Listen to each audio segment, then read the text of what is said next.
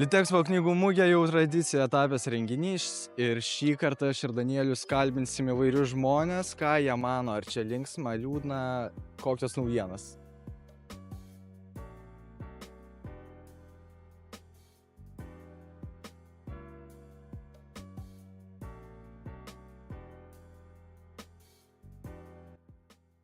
Taip, tai sveiki.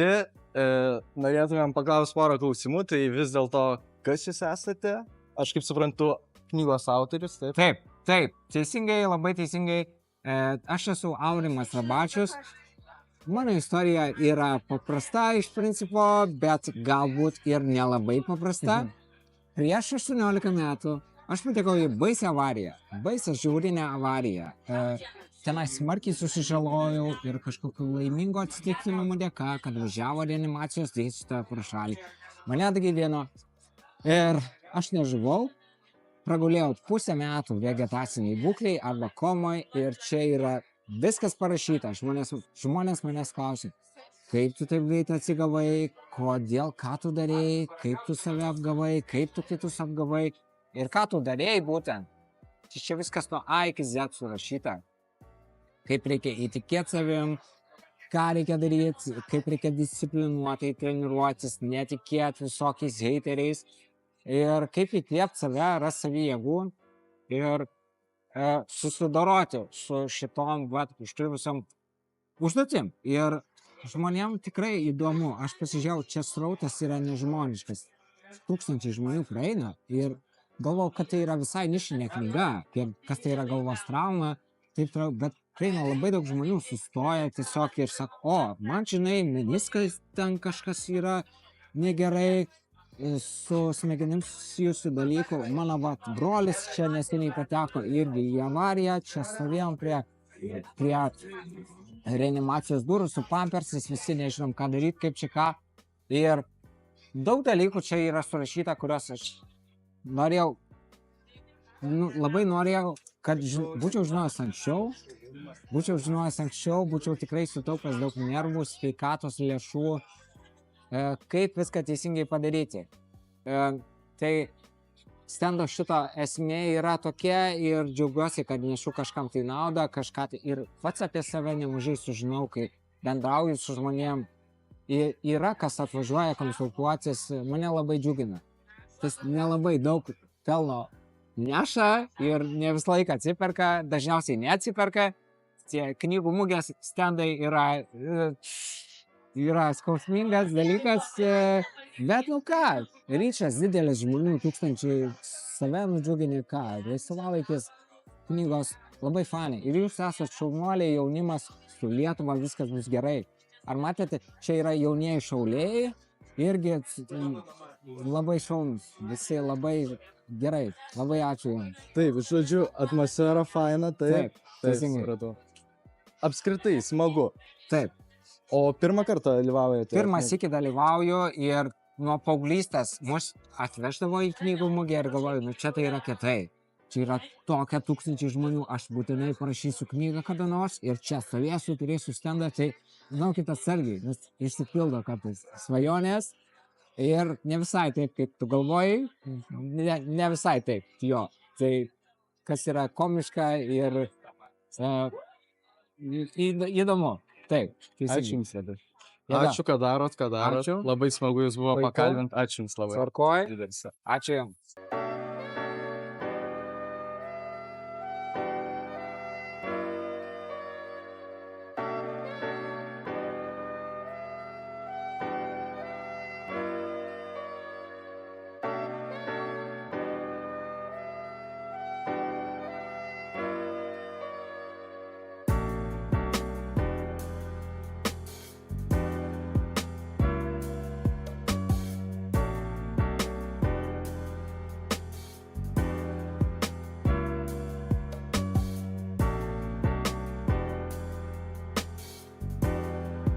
Labadiena. Labadiena. Galėtų papasakoti apie save ir ką jūs čia veikite? Tai sveiki, esu majoras Mindaugas Sakalauskas, kartu su kolegomis kariūnais ir kolegom ir kolegiam atstovaujam generolo Jono Žemaičio Lietuvos karo akademiją Vilniaus knygų mugėje. ką jūs norit parodyti tokiu anturažu ir visu šito stovo knygų mugėje? Tai Karo akademija rengia karininkus Lietuvos kariuomeniai. Tai yra aukštoji mokykla, vienintelė Lietuvoje aukštoji mokykla, kurią pabaigus yra suteikiamas leitenanto laipsnis ir taip pat aukštojo mokslo baigimo diplomas. Taigi karininko profesija yra neatskiriama tiek nuo knygų, tiek nuo ginklų, tiek nuo darbo su žmonėmis, su savo kariais. Aha. Tai va, tai čia tą ir atstovaujam, ta prasme, kad eksponuojam tiek knygas, tiek ir tapimo karininkų procesą, vat, bendraujam su tautiečiais ar net ir papasakojam apie knygas, tiek ir apie ginklus. Čia eksponuojam Lietuvos kariuomenės būrio vado ginkluotę, kur galima matyti, kokius ginklus turi išmanyti Lietuvos karo akademijos absolventas, kuris vėliau eina į Lietuvos kariuomenės kažkurį dalinį ir tampa būrio vadu. Aha. Čia jūsų pirmas kartas knygų mugėje, ar jau ne pirmasis? Karo akademija knygų mugėj dalyvauja eilę metų, tikrai daug metų, dabar nepasakysiu kiek metų, bet šiaip kiek aš atsimenu, tiek mes ir dalyvavom. Aišku, dabar mūsų ekspozicinis stendas yra išsiplėtęs ir jis yra, atrodo, taip, kaip jūs matote, bet tai su tokiu stendu mes jau irgi kokį 3-4 kartą dalyvaujam, bet ir prieš tai žinau, kad Karo akademija dalyvaudavo knygų mugėje. Ir kaip jums atmosfera, kaip jums aplamai knygų mugė šį metų? Tai mes bent jau iš savo pusės tai tikrai sulaukiam daug besidominčių. Aš aišku, kadangi esu suinteresuotas daugiausiai stojančiaisiais į Karo akademiją, bei jų artimaisiais, tai gal tų stojančiųjų pačių gal nėra tiek daug, bet stojančiųjų artimųjų, tai mamos, tėčiai, broliai, sesės, tai tikrai aktyviai klausinėja apie studijas ir jie apskritai sužino apie Karo akademiją, nes nemaža dalis ateina, sako, kur jūs esat ir iš viso, kuo Karo akademija skiriasi nuo bet kurio kito karinio dalinio, nors atrodo mums kaip ir savaime suprantama, bet gal ne visiems tai yra savaime suprantama, kad tai yra aukštoji mokykla, universitetas, kad tai yra visai kitas dalykas, negu, sakykime, yra kiti kariniai daliniai, nes iš mūsų karininkai po to eina į karinius dalinius ir užima vadovaujančias pareigas, pradedant nuo būrio vado pozicijos. Aišku. Ačiū Jums už pakalbėjimą. Ačiū, kad domitės. Ir linkėjimai Trakų Vytauto didžiojo gimnazijai. Žinau, kad esate turėję ir ekskursiją, turbūt ir ne vieną Karo akademiją. Ir mūsų atstovai, tiek kariūnai, tiek karininkai yra besilankantis Trakų Vytauto didžiojo gimnazijoje. Tai yra šauni gimnazija, su kuria yra malonu susitikti ir pabendrauti. Tai ačiū labai. Ir Jums dėkui.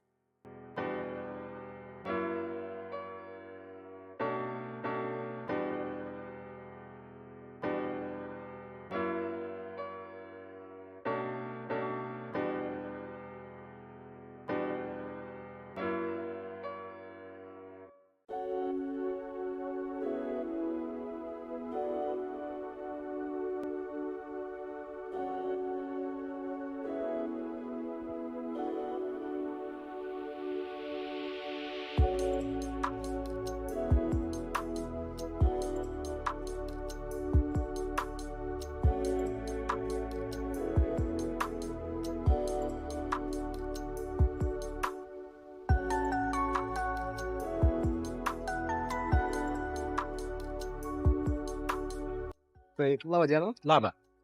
Galite pasakoti, kas Jūs toks ir ką atstovaujat knygų mugėj? Esu Samas, žinomas kaip vieniem kaip laidų prodiuseris ar ten visokių X-faktorių talentų teisėjas, bet šiaip aš esu grupės Biks lyderis ir čia mes visą laiką su muzika pristatom. Grupės Biks kūryba ir istorija. Čia Jūsų pirmas... Ne, kiekvienoj mūgiai būnam, todėl kad tai yra labai prasminga ir faina. Tu kartą metuose sustinki visus kolegas čia, kartą metuose pabendrauji su visais, žinai, su žmonėm, tai čia labai yra gera vieta muzikantam, muzikos salė. Kokia Jūsų nuomonė apie knygų mugę ir kaip Jums čia atmosfera? Tai, žinai, čia kito žodžio nesurasi, kaip yra fantastika, gera, todėl kad žmonės domisi, žmonės dar skaito knygas, žinai, šitam tokiam sunkiam skaitmeniniam amžiui, žinai, ir pats tas visas, bendravimas, tai čia yra didelis dalykas. Čia svarbiausia bendravimas. Tai žinai, nes tai kai tu su klausytoju ar su žiūrovu nesusitinki, taip va. Kaip čia gali daug ką pamatyti, sutikti. Na ir aišku, kai mes knygų mugėje, turiu paklausti, kokias jūs mėgstat knygas ir kokias rašysius skaitot knygų? Aš dabar, tai jeigu ką skaitau, tai daugiau tokios, sakykime, kaip čia pavadinti, filosofijas. Ir aš šiaip visą gyvenimą filosofiją domiuosi, man tas įdomu. Ir mąstančios įdėvardė. Dabar prie mano lovos guli knyga Dao. Tai yra kiniečių išmintis ir knyga išminties, kuri labai fainai įdomi. Nu, tai ir kitus filosofus skaitau, Kamiu, nežinau, bet ką, Marko Aurelijų ar dar kažką, tai tas mane labai veža. Gerai, tad ačiū Jums.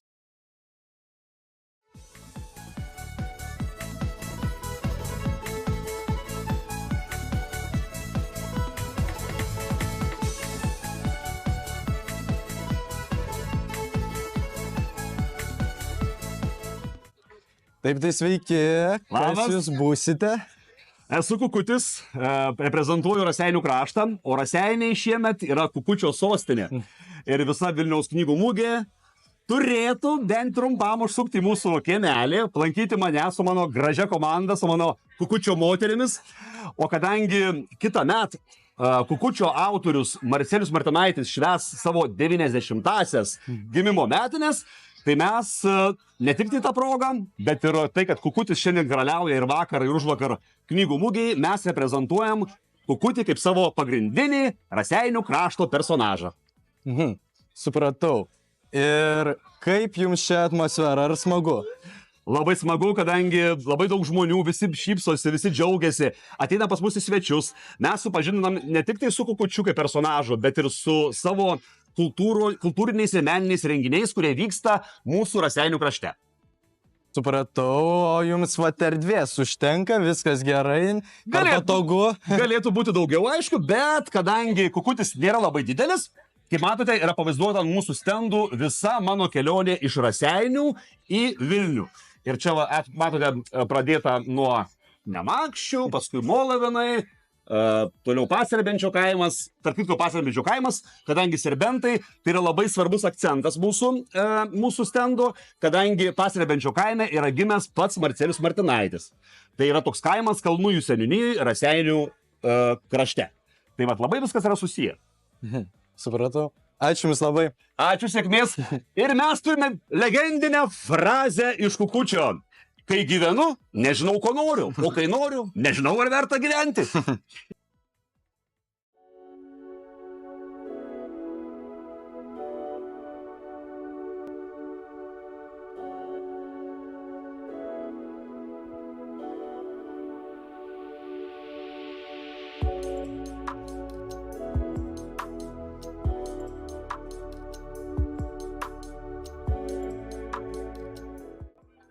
Tai kas jūs esate toks? Aš esu įkvėpimas. Tai jūs įkvepiat žmonės. Taip. Supratau.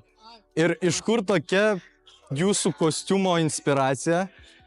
Inspiracija yra iš mūsų festivalio Panevėžyje. Vadinasi Baltic Small. Tai tarptautinis mažosios scenos festivalis, kurią mes kviečiam iš Baltijos šalių teatrus. Tai iš Estijos ir Latvijos ir Lietuvos.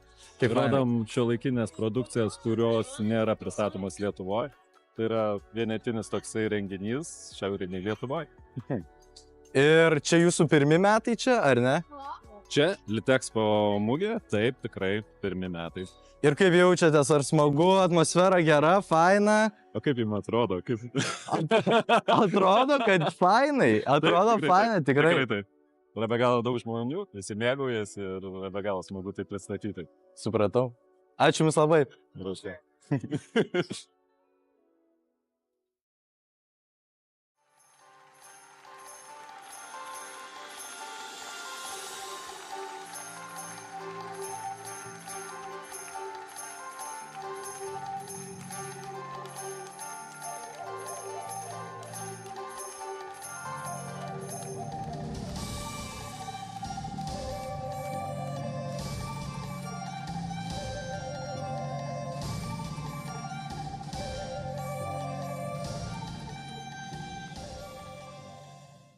Ne, viskas gerai.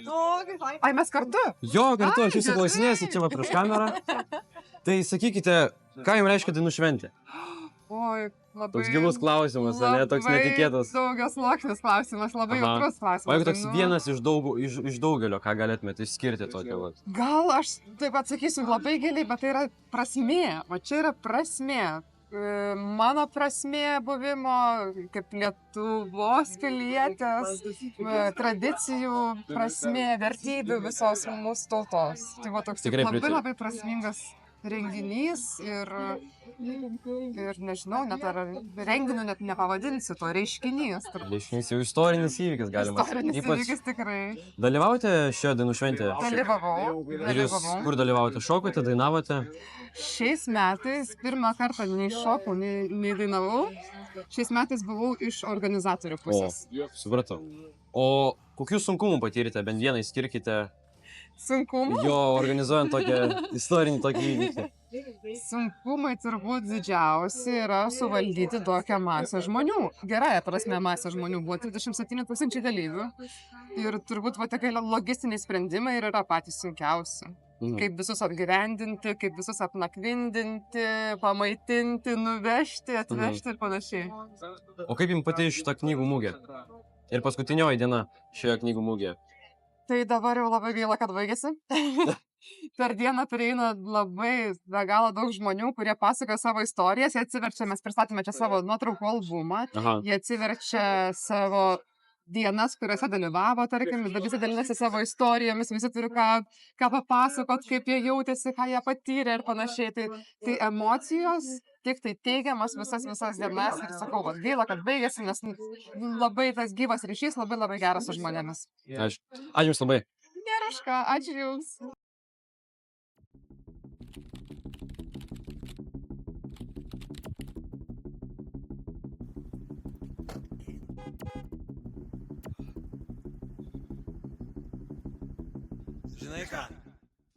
Tai sveiki, labai malonu Jūs matyti.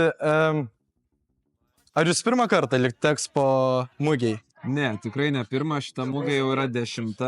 Aš beveik kiekvienoje mugėje esu buvęs, bet tik tai pirmą kartą esu visas 4 paras.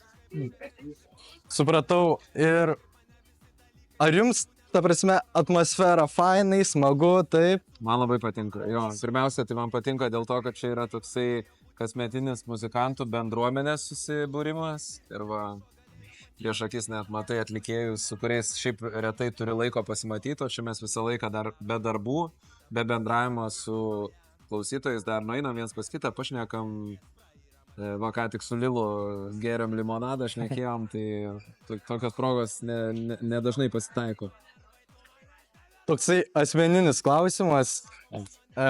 Šitą Vidas Bareikis ir man iš karto į galvą kyla nervai mane laiko. Tai vis dėlto, kaip kilo šita mintis dainos? Apie nervus? Taip, iš kur tie nervai? Tai šitą dainą tai man painspiravo mano aktorinio studentai. Aš dėsčiau tokiam aktoriam studentam ir jie turėjo tokį savo vidinį juoką labai viens su kitu taip apsirėkauti garsiai, apsinervuoti. Ir aš kažkada tą įsirašiau į savo telefoną ir pagalvojau, kaip įdomiai skamba ir dar ne vienas atlikėjas Lietuvoje neturi tokios dainos apie nervus, apie tokį rėkimą. Ir pabandžiau, susiradau fainą instrumentalą ir taip ir gimė ta daina. Bet šiaip jinai su manim nieko bendro neturi, nes aš esu labai nenervuotas žmogus. Aš esu chill guy. Supratau. Ačiū labai. Ačiū.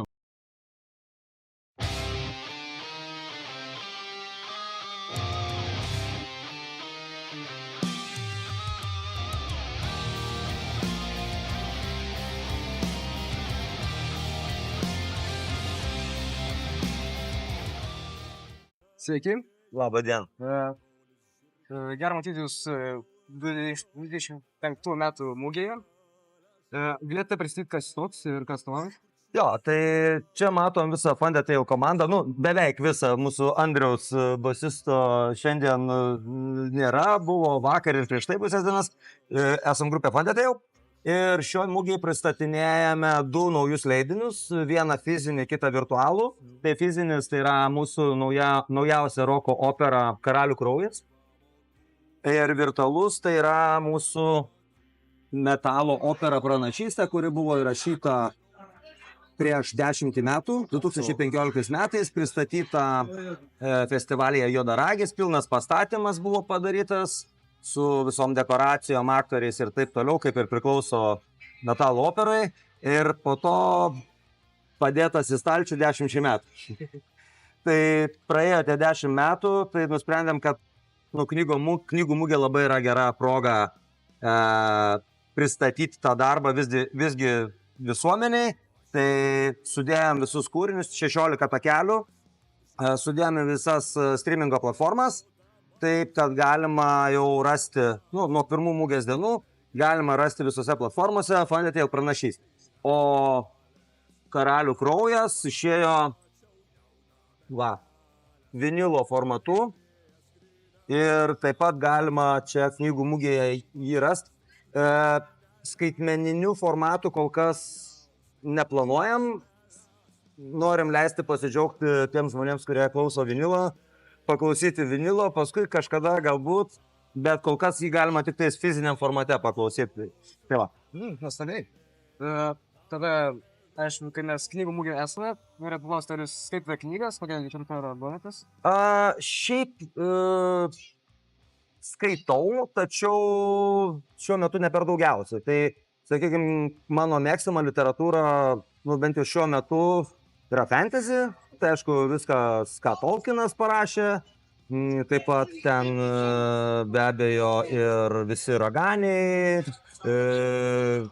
vėjo vardai ir taip toliau. Tai, fantasy stilius mano mėgstamiausias, ko gero, tai atėjo dar iš to laikotarpio, kai daugiau to power metalo grodavom, tai irgi šiek tiek drakonai ir sakytų. Aišku. Ir kaip jums šių metų mugė? Kokia nauja? Labai sunku pasakyti objektyviai, kadangi tai yra mums kaip grupiai pirma mugė, pirmą kartą joje dalyvaujam. Tai akys didelės ir labai gera čia būti ir labai viskas patinka. Praeitais metais teko tik vieną dieną, tiksliau pusdienį čia užbėgti apsilankyti ir jau tada buvo didelis wow. O šiais metais, kadangi visas dienas nuo ketvirtadienio čia teko būti, įspūdžiai dar taip sunkiai susideda į sakinius, nes daug visko reikia suvirškinti, bet labai labai patinka. Ir komandai, man atrodo, irgi patinka. Sėdi amo netekę. Gerai, dėkui už interviu. Ačiū.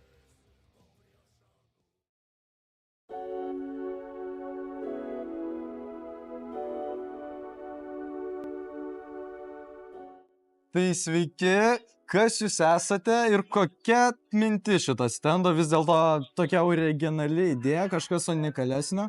Tai papasakot, kaip prašau. Sveiki, tai jūs kalbate su prodiuserinės kompanijos Operomanija vadybininku Vaidu.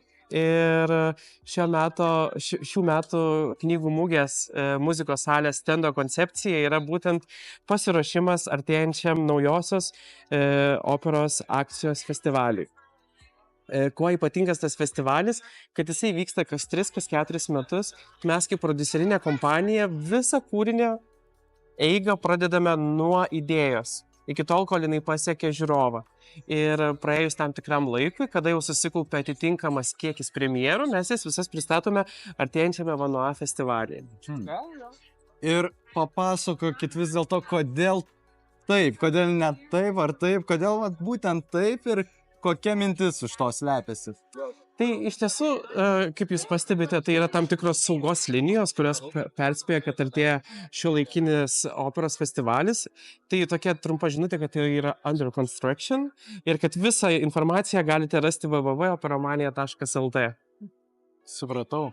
Ir čia tam tikra prasme yra tokia kaip komunikacijos strategija, nes mes šiais metais nusprendėme ne kviesti žmonės vinilus pardavinėti, o tiesiog leisti patiems žmonėms apsispręsti, kiek jie nori užtrukti laiko prie mūsų stendo ir duoti absoliučią laisvę reaguoti į stendą kaip jiems norisi. Nes mugės metu būna įprasta toksai, ateikit, va čia turim čia tą, tai norėjusi labai šito šiais metais išvengti.